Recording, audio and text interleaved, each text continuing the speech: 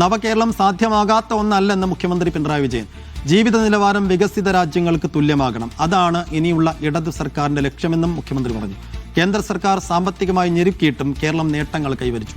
വർഗീയ പ്രശ്നങ്ങളില്ല എന്നത് വികസനത്തിന് സഹായകരമായെന്നും മുഖ്യമന്ത്രി പറഞ്ഞു. കേരള പഠന കോൺഗ്രസ് ഉദ്ഘാടനം ചെയ്ത് സംസാരിക്കുകയായിരുന്നു മുഖ്യമന്ത്രി. നവകേരളം സാധ്യമാക്കാൻ കഴിയുന്ന ഒന്നാണ്. അതിനാണ് നാം ശ്രമിക്കുന്നത്. ഓരോ കുടുംബത്തിൻ്റെയും ജീവിത നിലവാരം വികസിത രാജ്യങ്ങളിലെ ജീവിത നിലവാരത്തിനോട് അടുത്തു നിൽക്കുന്ന നിലയുണ്ടാവണം. ഈ ലക്ഷ്യം നിറവേറ്റുകയാണ് ഇനിയുള്ള കാലഘട്ടത്തിൽ LDF സർക്കാരിൻ്റെ ദൗത്യം.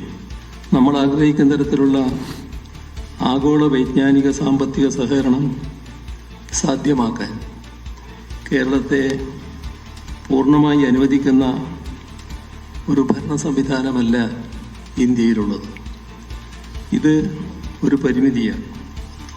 എന്നാൽ ഈ പരിമിതിയെ പഴിച്ച് നിസ്സംഗതയിലോ നിഷ്ക്രിയത്വത്തിലോ തളഞ്ഞു കിടക്കാൻ നാം പോവുകയല്ല.